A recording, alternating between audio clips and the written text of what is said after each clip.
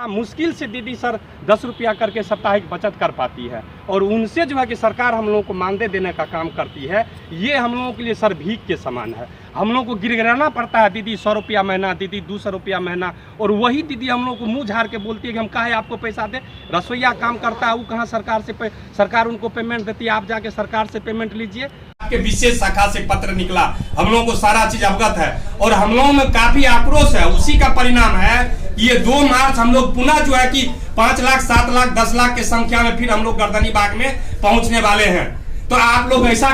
ऐसा अगर हम लोग नहीं करते तो आप लोग हम लोग की घोषणा अविलंब करिए, या टाल मटोल के नीति से भी हम लोग मानने वाले लोग नहीं है कि आप कहिएगा ठीक है आपके बारे में हम लोग सोच रहे हैं, इतना दिन चलेगा उतना दिन चलेगा। ये भी टाल मटोल की नीति से हम लोग का काम नहीं होने वाला है। काम हम लोगों का हो कि आप हम लोगों की जो है कि हकों की रक्षा, आप हम लोगों की जो जितना भी हम लोग का डिमांड है आप अपने मन से घोषणा करें, आप कैबिनेट में पास करें। अगर आप हमें पास करते हैं और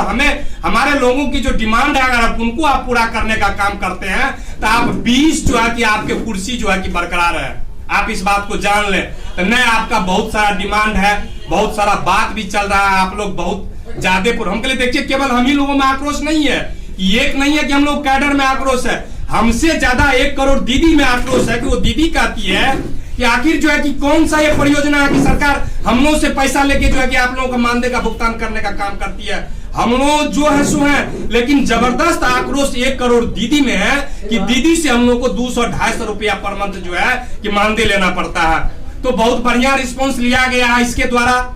ये सरकार जो है आप बिल्कुल जिस तरह से अभी वार्ता हुआ, फिर इन लोगों का हुआ कि फिर आइए, फिर सारा मुख्यमंत्री से भी बात करने का निर्णय लिया। सरकार ऑलरेडी जानती है और इस बात को लेके अपने लोगों को काफी फक्र होना चाहिए कि ये जो 19 जनवरी का जो मानव श्रृंखला था उसमें केवल 2 ही संगठन, बहुत सारा लोग बोल रहा था कि हम विरोध करेंगे, लेकिन 2 ही संगठन का सरकार के पास में मैसेज गया, एक शिक्षक संगठन और दूसरा बिहार प्रदेश जीविका कैडर संघ। तो शिक्षक संगठन में क्या है कि बहुत सारा संघ बना हुआ है, बहुत सारा उसका बच्चा रोड पे आया, लेकिन अपने लोगों का जो है कि संगठन पूरे बिहार में सभी के सहयोग से पूरा बिहार खाली खाली रहा। अभी ये दीदी जो बोल रही थी उनको भी जय कुमार सिंह बोल रहे थे, आप तो मानव श्रृंखला का बहिष्कार किए ना। बहिष्कार हम थोड़े किए, तो आपको अल्टीमेट दे रहे कि आप जगिए और जग के जो है कि आप ऑलरेडी हम लोगों के डिमांड को पूरा करिए। एक तो ये चीज जरूरत हो गया कि हम लोगों का। दूसरा बात है कि रियल का चीज है कि